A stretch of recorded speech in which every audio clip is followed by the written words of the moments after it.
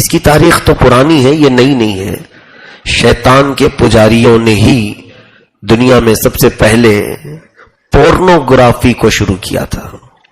Pornography, گندی تصویروں کو بنانا، یہ سلطان صلاح الدین ایوبی کے زمانے میں شروع کیا گیا ہے.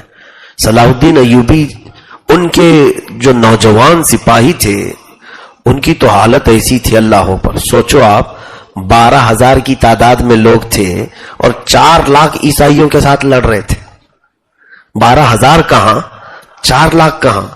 رومی فوجیوں نے جب صلاح الدین ایوبی کے 12,000 کے ساتھ لڑائی کی اور صرف 3 دن کے اندر ان کے دانت کھٹے کر دیے تھے یہ مسلمان سپاہی، تو انہیں سوچنے پر مجبور ہونا پڑا کہ آخر ان کے پاس کون سی قوت ہے، کون سی طاقت ہے.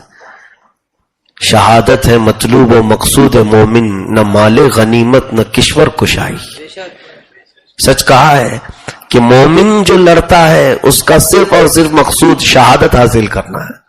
اسے نہ مال غنیمت سے مطلب ہے نہ بادشاہت سے. تو جو نوجوان صلاح الدین ایوبی کے ساتھ تھے وہ جس میدان میں جاتے تھے وہ شیر کی طرح حملہ آور ہوتے تھے. اب ان لوگوں نے ان تمام طاقتوں سے مقابلہ کرنے سے شکست تسلیم کر لیا اور ایک نیا کام شروع کیا. اس وقت جو عیسائی ایک بہت بڑا مورخ ہے وہ لکھتا ہے کہ پہلے تصویریں بنائی عورتوں کے ننگی تصویریں، جس میں خاص مخصوص پارٹ کو ظاہر کر کے تصویریں بنا کر صلاح الدین ایوبی کے فوج میں یہ ڈالی گئی، پیش کی گئی. تو رات کے وقت سننے میں آیا کہ کچھ فوجی غائب ہو رہے ہیں اپنے خیموں سے، اور رات کو بیٹھ کر کے یہ دیکھتے ہیں، کیونکہ فوجی گھروں سے باہر رہتے ہیں، اکثر جہاد میں مصروف ہیں. تو اب ان کے انٹرٹینمنٹ کے لیے جب یہ چیزیں دی گئیں تو بہت سارے فوجیوں میں اخلاقی بگاڑ آنا شروع ہوا. بہت جلدی ہی صلاح الدین ایوبی رحمۃ اللہ علیہ کو خبر ہو گئی. بعد میں آپ نے تحقیق کیا تو پتا چلا کہ کچھ فوجیوں کے نوجوانوں کے ہاتھ میں گندی عریاں تصاویر، ننگی تصویریں آ رہی ہیں، کہیں سے آ رہی ہیں اور وہ اس کو دیکھتے ہیں اور رات اسی میں بہلا رہے ہیں. تو صلاح الدین ایوبی نے سخت ترین سزائیں دیں، اس طرح کی تصویریں مٹائیں. لیکن اب یہ عیسائی مشنری کو اس وقت پتا چل گیا کہ یہ حملہ ہمارا کارگر ہو گیا ہے، کام آ چکا ہے. تو اسی پر انہوں نے محنت شروع کی، اس کو ڈیولپ کیا، یہاں تک کہ صلاح الدین ایوبی اپنی زندگی میں جتنا ہو سکا انہوں نے روکا. آپ کے انتقال کے بعد تو پھر ان کو آزادی تھی، اور ایسی آزادی کہ اس وقت چھوٹی چھوٹی سی ایک کٹیا لے کر بیٹھے ہوئے جو گورنر تھے ان کے گھروں تک بھی انہوں نے یہ پورنوگرافی شروع کی، عورتوں کی ننگی تصویریں. اور پھر زمانہ بڑھتا ہوا ترقی کی طرف آیا تو 18ویں صدی میں یہی گندی تصویریں یورپ میں، مغرب میں ویڈیو کی شکل میں چلائی جانے لگی. 18ویں صدی میں ہی امریکہ میں اور کچھ یورپین کنٹریز میں سینما میں گندی فلمیں دکھائی گئی، جس کو دیکھنے کے لیے ہجوم بڑا آیا. یہ فلمیں بعد میں آئیں، پہلے گندی فلمیں آئیں جس میں مخصوص اعضاء دکھا کر کے مردوں کو اور عورتوں کو ورغلایا گیا. یہ سب ڈیول ورشپرز کے کام میں بتا رہا ہوں، شیطان کے. اور پھر اس میں ترقی کرتے کرتے یہاں تک وہ آئے کہ جب انہوں نے دیکھا کہ اب لوگ وہاں یورپ کے دیکھ دیکھ کر کے تھک چکے تھے، وہی ساری چیزیں دکھائی جا رہی ہیں. پھر انہوں نے جب دیکھا کہ بزنس سلو ہو چکا ہے تب پھر انٹرنیٹ کا زمانہ آیا.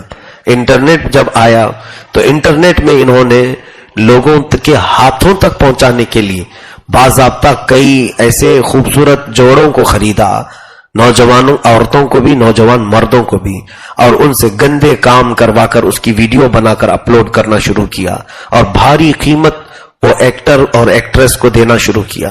یہ ایک بزنس آج کے دور میں فلم انڈسٹری کچھ بھی نہیں کماتی جتنا پورنوگرافی والے کماتے ہیں. میں نے رپورٹ میں دیکھا کہ ڈیلی انڈیا سے، ہندوستان سے 6 کروڑ ویوز ایک ویب سائٹ کے لیے آتے ہیں. 6 کروڑ لوگ ایک ویب سائٹ کے لیے یہ گندی تصاویریں اور تصویریں دیکھنے کے لیے. اے میرے عزیزو، آنکھ زنا کر رہی ہے. اللہ کے حبیب صلی اللہ علیہ وسلم نے فرمایا جسم کے ہر پارٹ میں کوئی نہ کوئی زنا کا ایک حصہ آ جاتا ہے. کبھی کان زنا کرتا ہے، کبھی ہاتھ، لیکن یہ دور سب سے زیادہ خطرناک ہے ہماری آنکھوں کی حفاظت کے لیے۔ آج اس بلا میں انہوں نے ہمیں گرفتار کر دیا ہے، ہزاروں نوجوانوں کو۔ کتنے تو ایسے انٹرنیٹ کے ڈسے ہوئے موجود ہیں جنہوں نے اپنے آپ کو تباہ کیا۔ اس کا حاصل کیا ہوتا ہے جانتے ہیں آپ؟ کئی ایسے بیمار نوجوان ہم نے دیکھے ہیں جن کی جوانی ختم ہونے کو آئی، ان کی مردانگی ختم ہو گئی۔ کس وجہ سے؟ حکیموں کے پاس گھوم رہے ہیں، دعویٰ جو بھی بول رہا ہے اس کے پیچھے بھاگ رہے ہیں۔ کیوں؟ پوچھا گیا کہ رات رات بھر پورنوگرافی دیکھتے اور اپنے ہاتھوں سے اپنی جوانی برباد کرتے تھے۔ تو شیطان یہی چاہتا ہے کہ تمہارے اندر اولاد پیدا کرنے کی کوئی قوت باقی نہ رہے، وہ فیملی سسٹم کو خراب کرنا چاہتا ہے، تمہارے نسل کی ارتقاء روکنا ہے۔ دیکھو کتنے سٹیپ میں نے بتائے۔ سب سے پہلی چیز تو یہ تھی کہ انہوں نے شوہر اور بیوی میں جھگڑے لگائے۔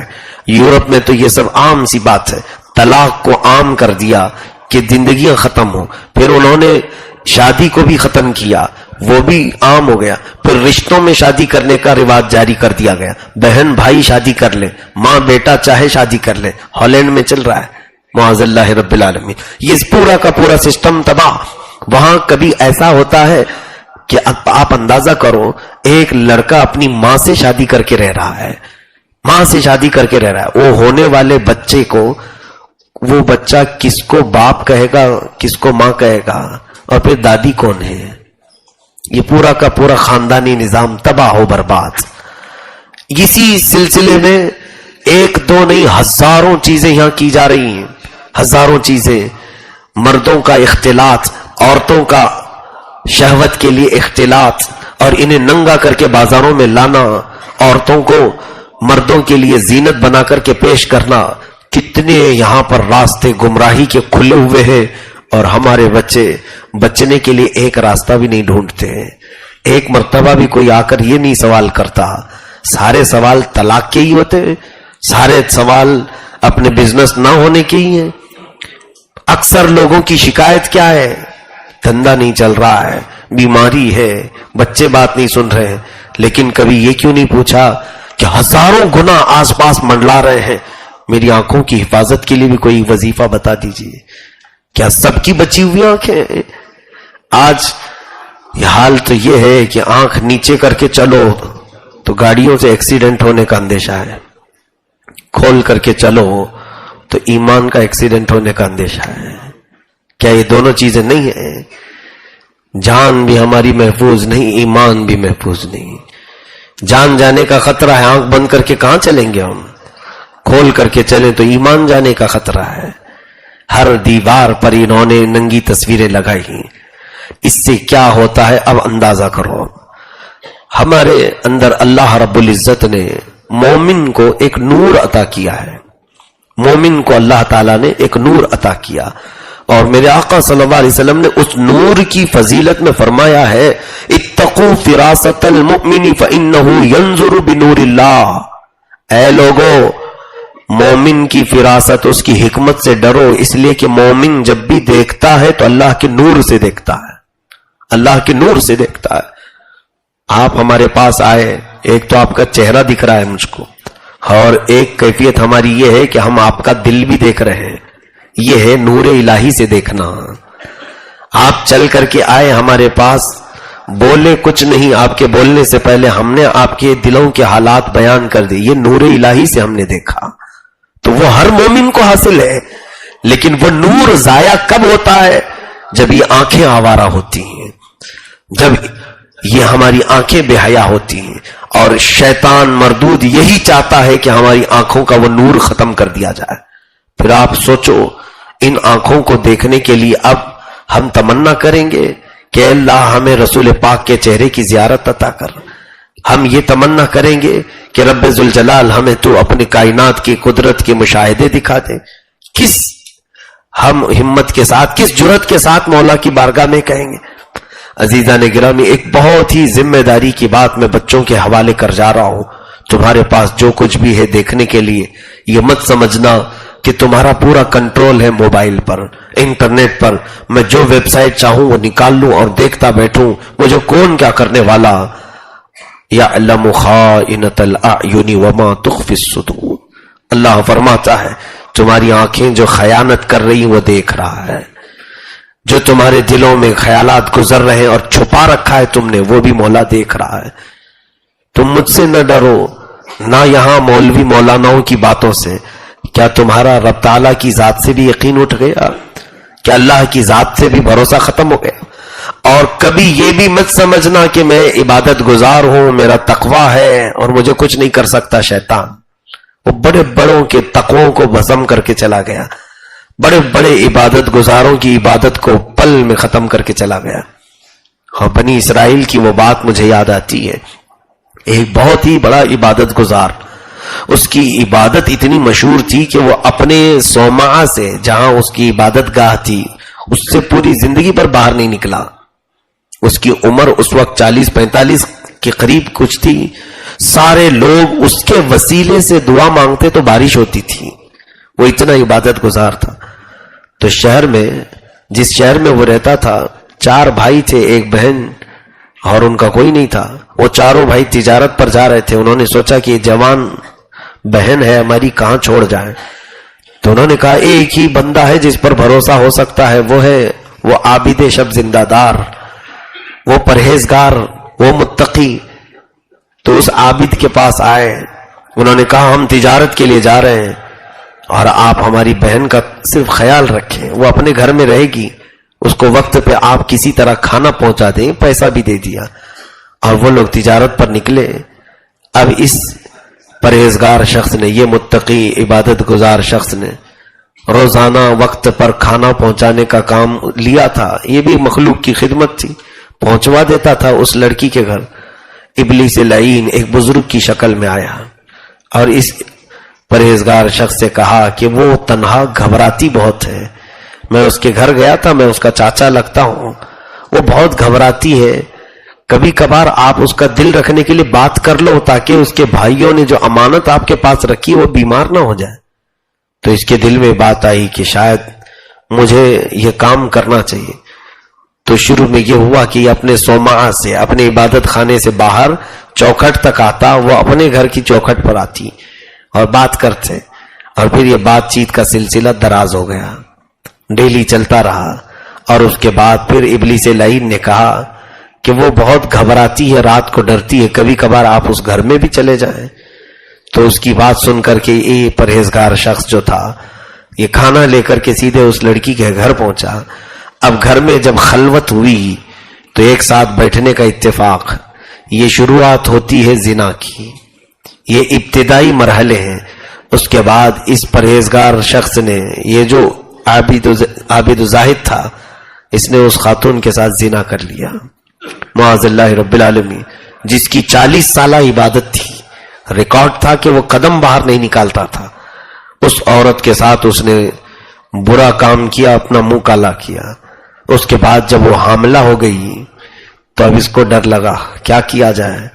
वही इब्लीस लईन बुजुर्ग की शक्ल में आया और कहा, अरे ये तो बहुत बुरा हुआ है आपके साथ, पूरे इलाके में तुम्हारी क्या इज्जत है, तुम्हारा क्या मकाम है, और फिर इसके भाई अगर आएंगे तो क्या जवाब दोगे।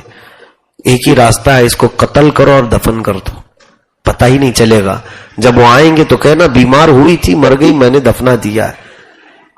तो उसने सोचा कि ये सही बात है। एक रात गया ये, जा करके उस सोई हुई हामिला लड़की को कत्ल कर दिया, जिसके पेट में इसका बच्चा पल रहा था। घर के अंदर ही एक गड्ढा खोद कर उस खातून को उसने दफन कर दिया, जमीन बराबर कर दी, और फिर आया अपनी इबादत में मसरूफ, जैसे कि कुछ किया ही नहीं था। शैतान ने ये इतना बड़ा काम उससे करवा लिया। जब उसके चारों भाई तिजारत से वापस आए तो ये रोना धोना शुरू किया, है अफसोस तुम्हारी बहन बहुत बीमार हुई, इलाज करवाया बहुत, लेकिन इफाका नहीं हुआ, मौत आ गई और मैंने उसको दफन कर दिया। कब्रिस्तान की तरफ ले जाकर एक पुरानी दूसरी कब्र दिखाया कि यहां तुम्हारी बहन दफन है। तो उसके चारों भाइयों ने बहुत गिरिया वजारी की, रोए धोए, और उसके बाद घर आ गए कि हमारी अकलौती बहन थी वो इंतकाल कर गई। बाद में फिर वही इब्लीस लईन वो चारों भाइयों के पास जाता है और कहता है, कहाँ है तुम्हारी बहन? कहा वो इंतकाल कर गई। کہاں ہے؟ کہا قبرستان میں. کہا وہ عابد جھوٹ کہتا ہے، وہ جس کو تم نے بھروسہ کیا ہے وہ جھوٹ بولتا ہے. تمہاری بہن مری نہیں، ماری گئی، تمہاری بہن کو قتل کیا گیا. کہا کیسے؟ کہا اس بندے نے تمہاری بہن کے ساتھ زنا بھی کیا، اسے حاملہ کیا اور ایک رات قتل کر کے تمہارے گھر میں دفن کیا ہے. یقین نہ ہو تو کھود کے دیکھ لو. وہ چاروں بھائیوں کو اس نے اس کا راز بتایا. انہوں نے تحقیق کرنے کے لیے جب گھر کو کھودا، اندر اس کی لاش مل گئی. اب کیا تھا ہنگامہ. وہ خاتون جو حاملہ مری تھی اس کی لاش ملی. جب باہر پتا چلا تو پورا کا پورا مجمع بکھر گیا. پورے لوگ سوما سے اس عابد کو نکال کر لائے، اس کے کپڑے پھاڑے گئے، اسے منہ کالا کیا گیا، جوتیاں ماری گئیں اور پھر لے جا کر کے اس کو سولی پر چڑھایا گیا. سولی پر رکھا گیا کہ اس کی سزا یہی ہے کہ اس نے زنا کیا ہے اور قتل بھی کیا ہے، اب اس کی سزا یہی موت ہے. تو جب لوگ اس کے اوپر پتھر برسا رہے تھے تب شیطان پھر اس کے پاس آتا ہے، آ کر کے کہتا ہے بہت برا ہوا تیرے ساتھ، ایسا نہیں ہونا چاہیے تھا، لیکن دیکھ میں تیری مدد کر سکتا ہوں، میں تیری مدد کر سکتا ہوں. بس ایک شرط ہے، میں یہاں سے تجھے آزاد کر کے بہت دور لے جاؤں گا جہاں یہ لوگ بھی نہیں پہنچ پائیں گے. میرے پاس قوت ہے، طاقت ہے. اس نے سولی پر چڑھے ہی کہا جلدی بتاؤ کہ کیا کرنا ہے. ابلیس لعین نے کہا کہ تو یہ کہہ کہ میرے لیے سجدہ درست ہے اور میں تیرا مالک ہوں.